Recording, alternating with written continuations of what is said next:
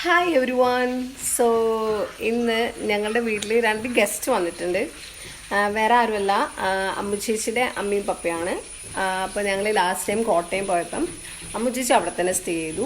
അപ്പോൾ അതുകൊണ്ട് അമ്മു ചേച്ചിനെ കൊണ്ടാക്കാനായിട്ട് അച്ചാച്ചനും ചേച്ചിയമ്മയും വന്നിട്ടുണ്ട്.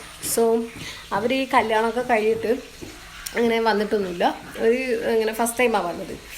അപ്പോൾ അവർ വരുമ്പോൾ നമ്മൾ എന്തെങ്കിലുമൊക്കെ സ്പെഷ്യൽ ഉണ്ടാക്കി കൊടുക്കണ്ടേ, അല്ലാണ്ട് നമ്മളങ്ങനെ വെറുതെ ഞങ്ങൾ കഴിക്കുന്ന ഫുഡൊന്നും അങ്ങനെയല്ല, എന്നാലും എന്തെങ്കിലുമൊക്കെ സ്പെഷ്യൽ ഉണ്ടാക്കി കൊടുക്കണേ.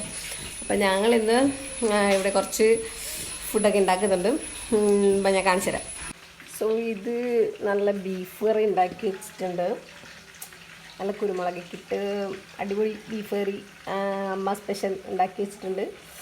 അപ്പോൾ പിന്നെന്താ, ചിക്കൻ ഫ്രൈ ചെയ്തുകൊണ്ടിരിക്കുകയാണ്.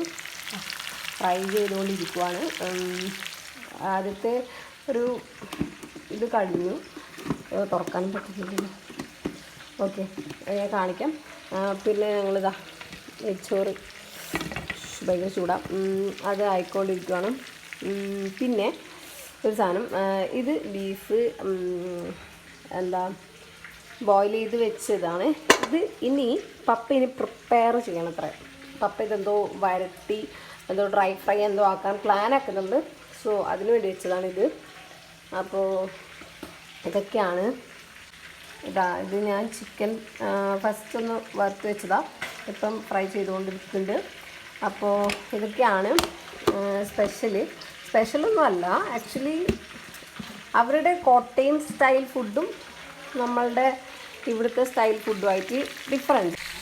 അപ്പോൾ ഈ ചിക്കൻ ഫ്രൈയും പിന്നെ നെയ്ച്ചോറും എൻ്റെ വകയാണ്. ഞാനാണ് പ്രിപ്പയർ ചെയ്തത്. എൻ്റെ മസാലയാണ് ചിക്കൻ ഫ്രൈക്കും. പിന്നെ നെയ്ച്ചോറ് എൻ്റെ വകയാണ്. ബീഫ് കറി അമ്മ, പിന്നെ ബീഫ് ഡ്രൈ ഫ്രൈ പപ്പ ചെയ്യണത്ര.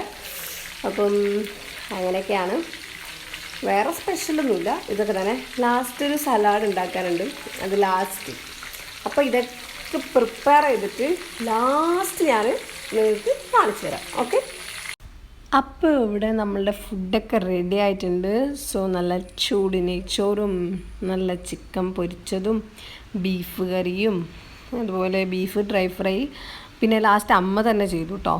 പപ്പ കുറച്ച് തിരക്കിലായിപ്പോയി. അങ്ങനെ പിന്നെ സലാഡൊക്കെ ആയി, എല്ലാം റെഡിയാക്കി എല്ലാവർക്കും വിളമ്പൊക്കെ കൊടുത്തു. പപ്പടം ഉണ്ടായിട്ടോ. അപ്പം ഇതൊക്കെ പ്രിപ്പയർ ചെയ്തു, എല്ലാവർക്കും ഇഷ്ടമായി. അവർ നല്ല ഹാപ്പി ആയിട്ട് എല്ലാവരും കഴിച്ചു. പിന്നെ പിക്കിളും ഉണ്ടായി.